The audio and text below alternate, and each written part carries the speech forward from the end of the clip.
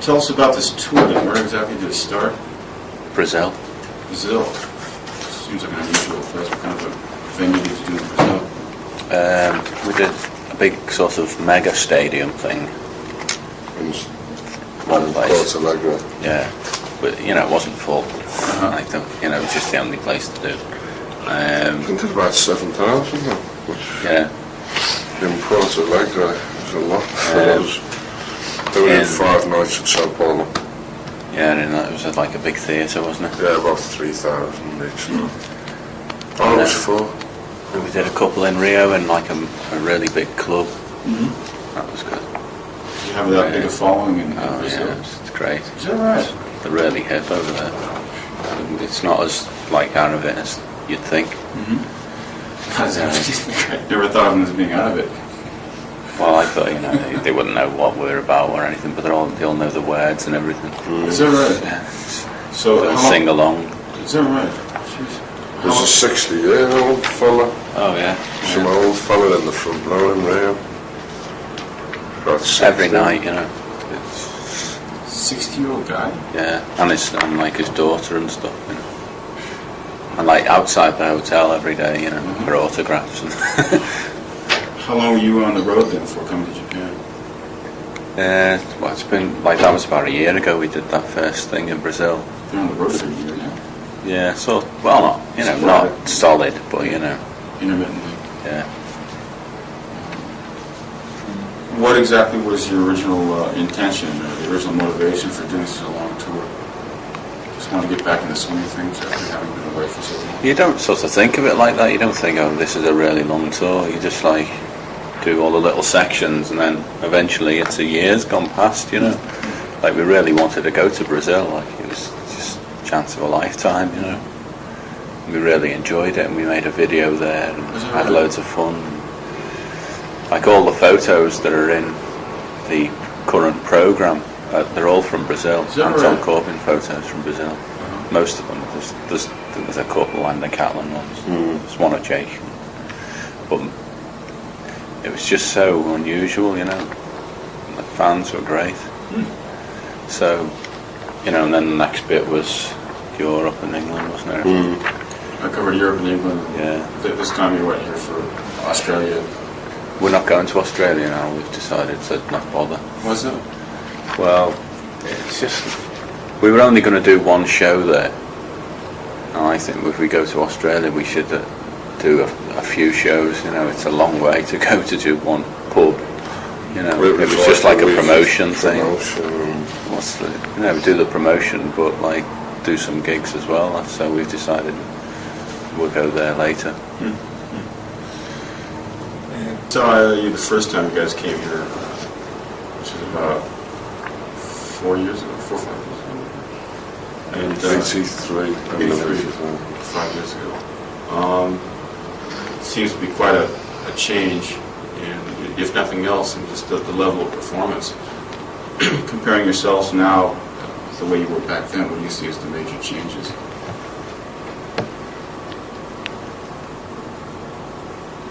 I don't know, it all seems pretty much the same to me. I think we play better now.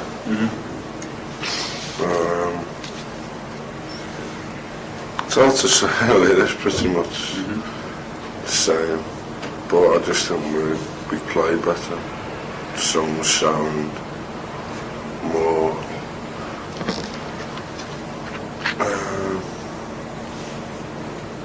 I actually use the word accomplished, but I suppose that's what it is. Accomplished. Accomplished? More accomplished now? I think in the old days we used to,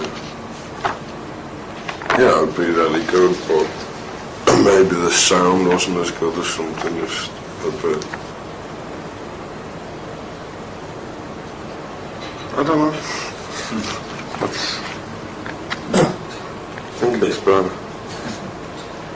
You're doing a lot more songs from the first album during this concert tour, the earlier songs. How does it feel to go back and play those again? Well, I don't. It's the ones that we've always played, really. Just Crocodiles and Rescue. do it clean. What else is there? All that jazz. The ones that we've always had in the set, really, I don't know, maybe we just left them out last time we were here, because they tend to work the best, you know. We used to do yeah, I remember doing Stars to Stars last time. I don't know, I mean, we just do, basically it is the same kind of set. You stick to the ones that people want to hear, you know, plus you try and put in a few things that maybe they didn't expect to hear, like All I Want, I think is really good, because it's not something that we ever did a lot anyway, even when we wrote it. I felt really sick. No, it seems like the selection of songs at the show this time around sort of represents the best of the band. It's almost like a best of album type of thing. Just trying to recall, is that the way it was before though? It seems like before you were concentrating more on the album that was out at that time, whereas now it seems to be more a representative selection of Possibly, I think last time might have been the Ocean Rain period, when we probably did a lot more. When did we do 5 off Ocean Rain? It's just it's longer now. I think the set's virtually 2 hours, and in the past it was 1 hour and 30, and now there's an extra half hour, so it'll always be like that, I think. The more you have, the thinner, you know, you're going to have to drop things out and put new ones in, and you know, unless you just abandon a whole period or whatever, you're not going to. It's impossible not to do that, really. I guess also the more experience you have, you become better at fulfilling the needs of the fans there. Yeah. It's also the songs which you just know are better live, you know, and you know that they work, and ones that you know aren't going to work, you know. So you only do the ones that. There's no point in doing stuff that just fails. Like some things are like very, you know, studio type songs, you know. Like Porcupine, it's like this whole middle section which sounds great on the record, but like when we ever did it live, it always fell flat in the middle, you know. So we don't do that anymore, you know. Like, Dancing Horses. Beginning was good and the end was good, the middle was just not working. Dancing Horses is another example, but I think if we started doing Dancing Horses, we could get it good the way we're playing now. You know, I think we could suss that one, because it has sounded good on occasion. It just needs to be. Yeah. You know, you need to go at it full whack, like. But you know, that's why. You know. If you're like not being that pleased with the most recent album, it's just there's just not enough room to put it all into one concert. Yeah, but quite a lot of the new album is stuff that doesn't work as well live. Yeah. The Game might work again. We were doing that in Brazil and it sounded really good, I thought. Yeah, we could do that. Definitely. Lost on Phone we were doing in Brazil and that sounded good. I just thought that sounded a bit weak. Yeah, because it was, I don't know, there was never that much going on. No, it's just, I'm sure it sounded good one night. It probably did. But, All in Your Mind could be alright, but you need to play them a bit, you know. Yeah. It's like Lips Like Sugar's the best now than it's ever been, you know. Because we've been playing that one for a while, and it's like, there's loads of new things like between me and Matt that we're doing now, and it's great, you know. It's really atmospheric, and there's all the little bits happening and stuff. I don't know, you've got to start, you know. You can't just throw them in tomorrow night, because they probably just wouldn't work. We'd have to play them for a bit, or at least rehearse it, you know. Evaluate the Lips Like Sugar now that I guess it's been well over a year since it came out. Looking back on it, how do you evaluate the album? Are you pretty much satisfied with what you created?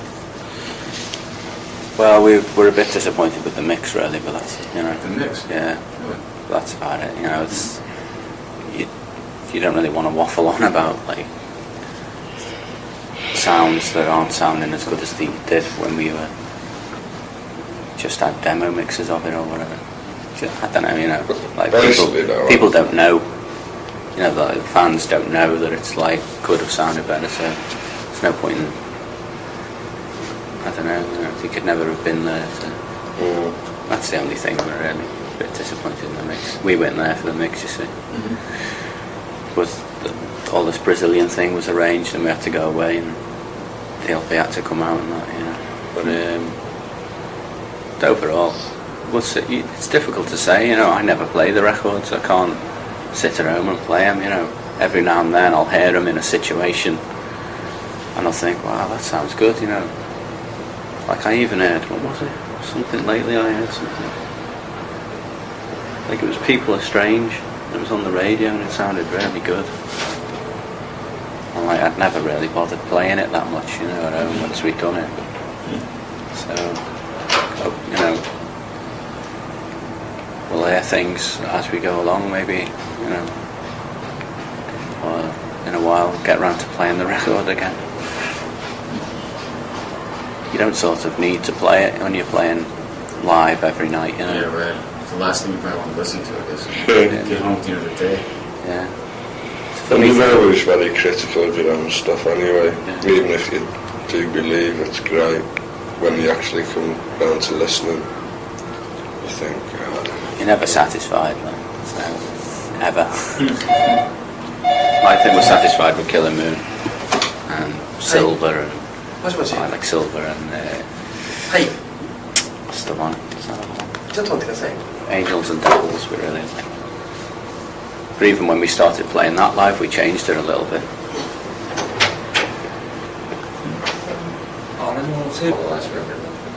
Oh, it's doing good. Really? Yeah, well, better than the other ones. Most places, anyway. Most places. Not in England. Did about the same as, possibly a little bit less than all the others. I think in England we hit a mark and that's it. Which is fair enough. In America it's more or less tripled. Japan, I think it's roughly the same. They expect it to do better than Ocean Rain was the best one so far. And they expected this tour, it'll go beyond that. Australia was pretty nice. Oh no, it's gone up. Oh, is it? Yeah, it's done all right. Probably because they thought we were coming. What was prominent? Why didn't it do as well as the others? Well, it was only slightly less anyway. I don't know, because and even the reviews, they were pretty good, but the reviews sort of said it. They wanted it to be a bit more radical, and I think that was the fault of the album anyway. But it's not that you can be that radical, you know, with a guitar. It's never been a really radical band anyway. No, but Ocean Rain was a definite step out of that rock thing. We always tried to do things. Heaven Up Here was not radical, but at the time it was totally different. And I think that's what they wanted from us, because I don't think they expect us to be like one of these independent garagey bands, but I think a lot of the fans don't want us to bland out. I mean, I don't think it was bland, but it definitely could have had more zing. Like the demos had a lot of zing. The demos? Yeah. I feel got lost somewhere in the recording process, huh? Yeah. It's just one of them things, you always get frightened. Especially at that point we knew it was going to be like virtually a 3-year time gap. And if something sounded a bit, you'd worry if it sounded too good, and then you'd worry it didn't sound good enough. You know, we just, I think, something like that. You can get too worried about it. you start thinking about it too much, you end up. It seems like you're thinking about it from a very detached point of view. I guess because it doesn't really matter now. It's kind of water under the bridge. Oh yeah, It like wasn't exactly a failure. no, it wasn't a failure, but like we're really looking forward to doing the next one. You know, like we've got like a good few ideas on it. You know, and the overall concept of it is going to be great. I think it's like we want to try and get like we're always better live than the record. Well, we think anyway. You know, because there just seems to be more power.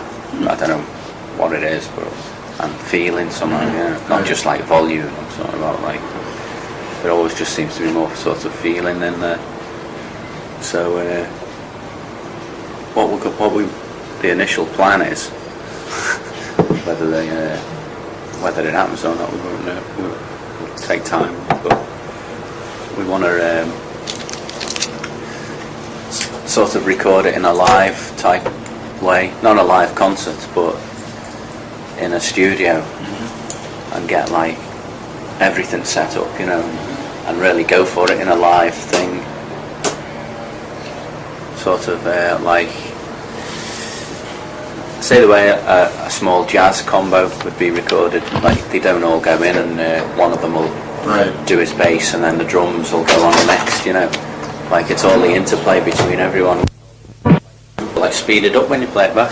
Yeah, right, exactly. I have to do something. Oh, here we go, okay. So, I like the other thing is we were thinking of maybe having some people there as well, just people we know and that, actually in the studio with us or whatever. Of course, it's sort of, I don't know, might be a bit mad like, but it might, you know, I don't know, if we have like people talking over stuff and just like an atmosphere, we can get like the atmosphere on the tape, it'll be great, you know. We've got this like bit of a mad concept at the moment, and like plus we want the songs to be more, I don't know, just sort of straight ahead but with like a hint of weirdness, you know. I think it'll be quite good actually. Try to capture that live ambience and live. Yeah, sort of. Not more of the playing though, you know, like the way we just play together, you know. We know what everyone else is thinking almost. It's the same with loads of bands are like that. Like I think the Rolling Stones were like that.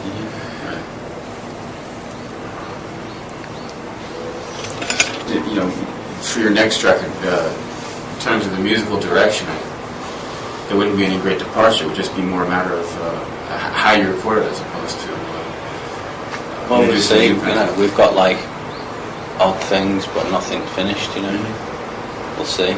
Pretty much along the same lines as. Yeah, you know, we're thinking of having like a few strange instruments in there as well. You know, Mac was going on yesterday about having maybe some sort of Eastern European type vibe thing. Eastern European. We get like, I don't know, a load of balalaikas and balalaikas. Or I don't know, something. Always like that sort of, that like Russian type thing. You know, we like, in fact, the song Porcupine, we always used to call it the Russian one. Is it right? Before it had a title. And Yo-Yo Man. And what's the other one? Mainly Yo-Yo Man as well. We used to call that Russian one as well. It's just like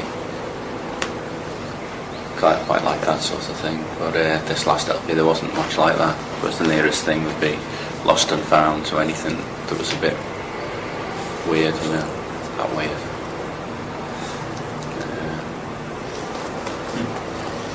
There seems to have been a dichotomy thus far with the sound of the band. On one hand, there's been sort of an aggressive guitar attack type of thing. On the other hand, there's been sort of a melodious, more sort of a lyrical bass sound. In terms of the direction you're heading now, which do you think? I think I'll be a bit of each again, you know. There's no point in doing one, you know, a song full of slow melodical things, or you know, an LP full of that, or an LP full of just AC/DC, you know. I think we'll just be doing the same, you know, and a bit of some of them. It also comes together. I think that Lips Like Sugar, it's kind of like slow and it's just like grooves along and that. And then there's the middle bit which is a bit rocky. Like, and even on Ocean Rain, there's the sort of heavy guitar thing in the middle and that, you know. That stuff. I just think it'll be this, you know, bit of each again. Same sort of thing. But the way we're going to do it, I think it might sound, it's not going to, like, we think that all the LPs have sounded different up until this one, and this one has been like a little bit of each of the others almost. But I think we're going to go on from that, you know. It's going to be a total different sound completely.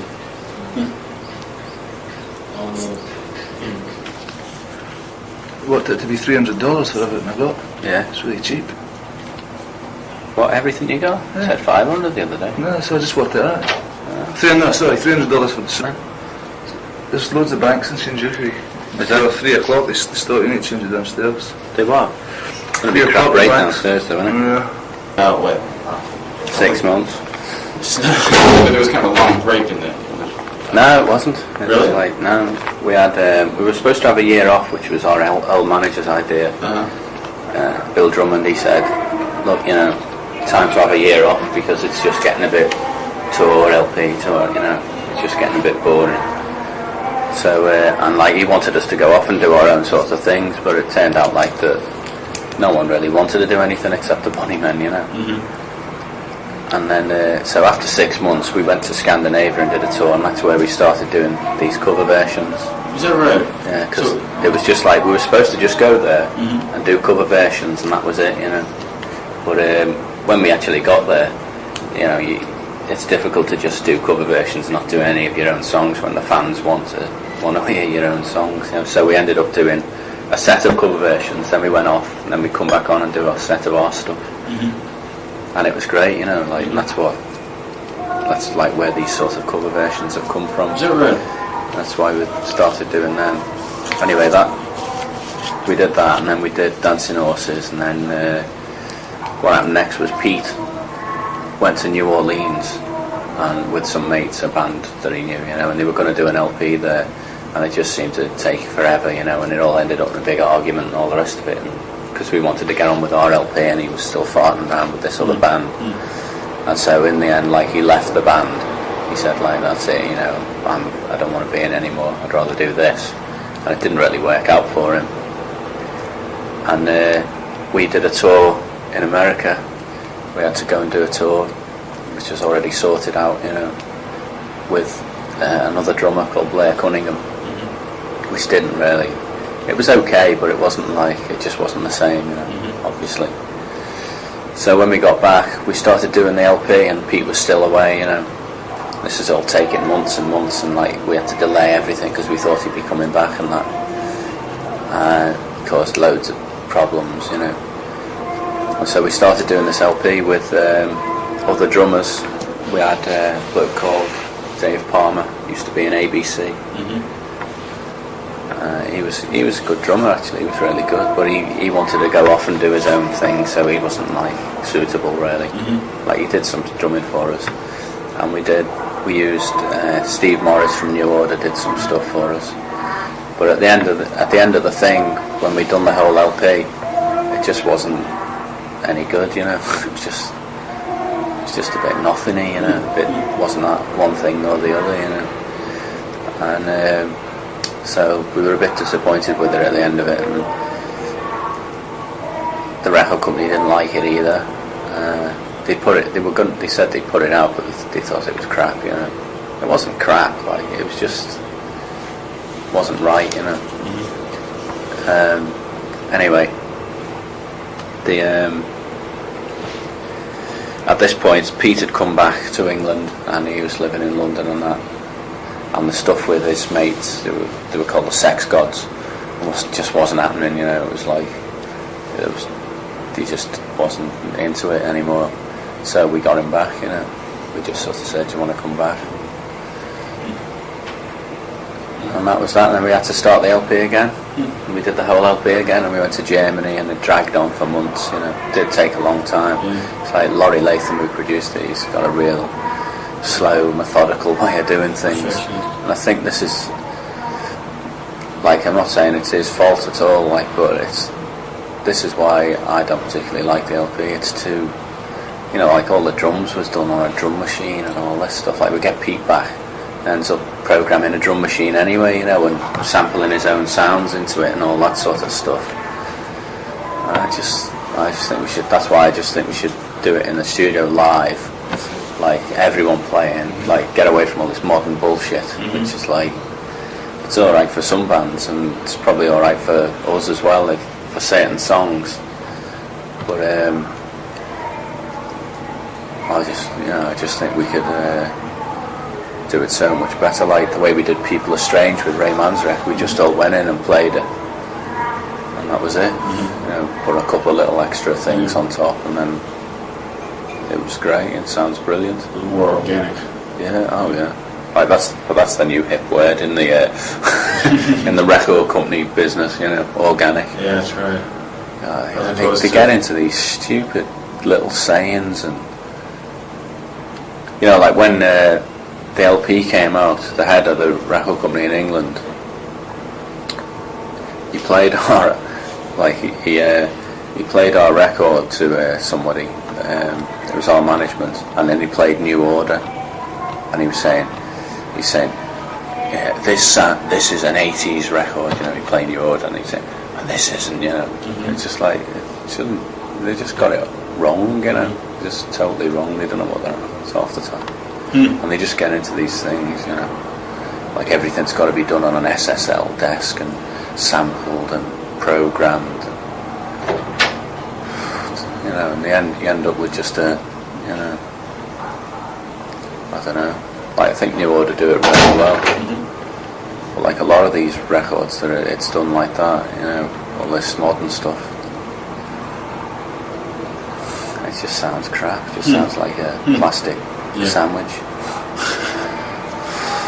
So, the group would be finished because Pete's departure, though. No, we were still going to carry on. Going to carry on no matter what. Oh yeah.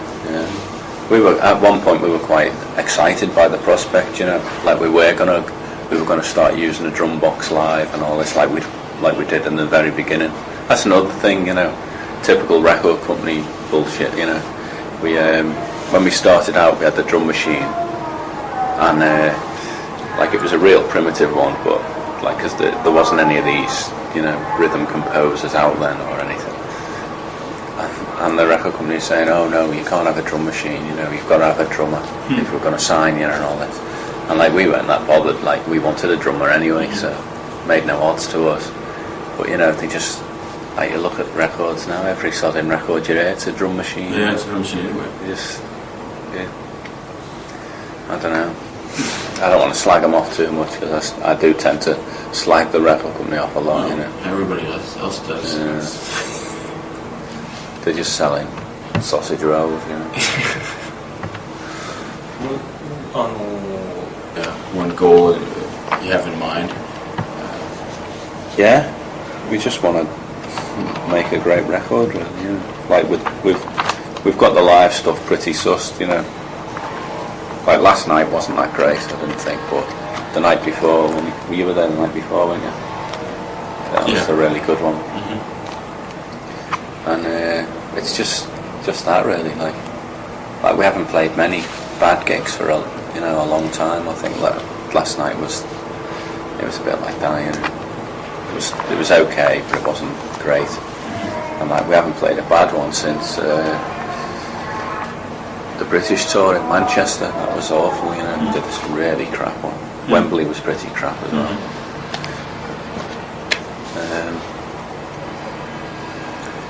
But all the American stuff was great, and the New Order ones, that was great when we did a tour with New Order over there. So it's just basically we need to make a really good record that we think's brilliant, you know. An LP, you know, not just one song. We've got to do the full thing, you know. So that's the goal at the moment, I think.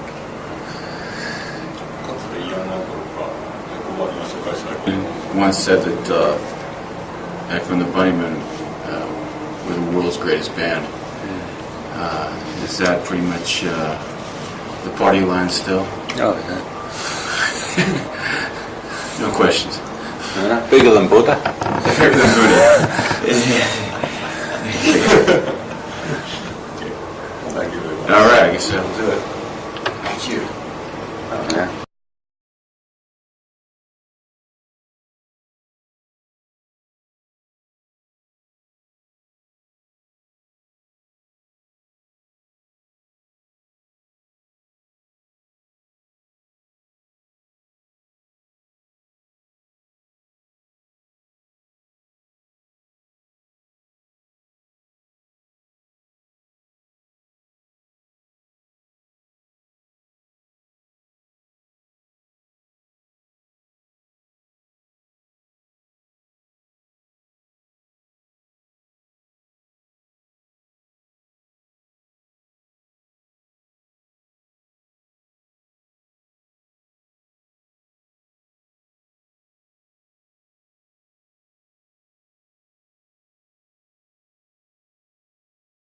You don't sort of think of it like that. You don't think, oh, this is a really long tour. You just like do all the little sections, and then eventually it's a year's gone past, you know. Like we really wanted to go to Brazil. Like it was just a chance of a lifetime, you know. We really enjoyed it, and we made a video there and had loads of fun. Like all the photos that are in the current program, they're all from Brazil. Anton Corbin photos from Brazil. Most of them. There's a couple and the Catalan ones. There's one at Jake. But it was just so unusual, you know. And the fans were great. So, you know, and then the next bit was Europe and England, wasn't it? I covered Europe and England. Yeah. This time you went here for Australia. We're not going to Australia now. We've decided to not bother. What's that? Well, it's just... Tell us about this tour then. Where exactly did it start?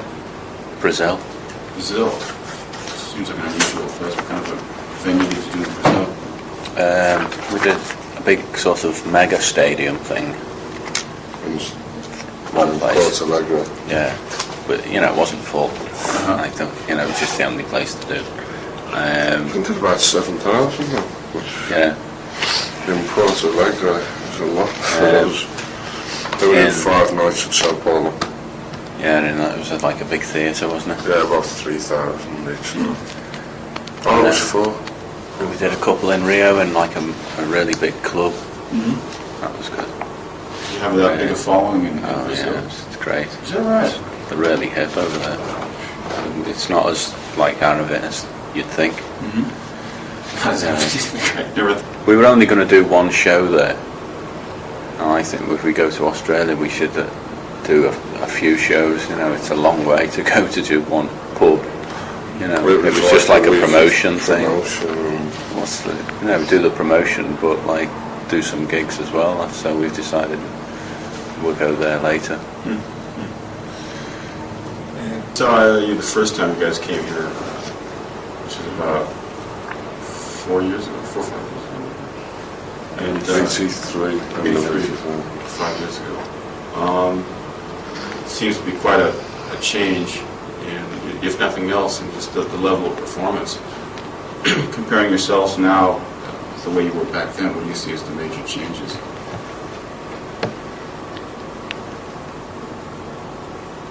I don't know, it all seems pretty much the same to me. I think we play better now.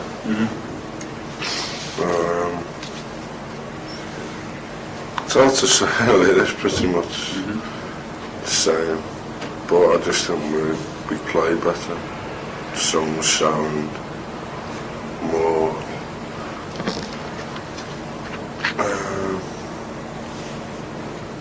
I hate to use the word accomplished, but I suppose that's the word it is. Accomplished. Accomplished? More accomplished now? I think in the old days we used to,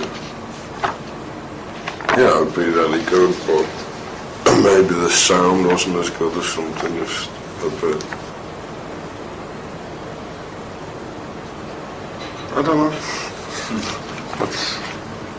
I think it's better. You're doing a lot more songs than being out of it. Well, I thought, they wouldn't know what we're about or anything, but they all know the words and everything. Is that right? Yeah. So They'll sing along. Is that right? Jeez. There's a 60-year-old fella, Oh, yeah. some old fella in the front row in there.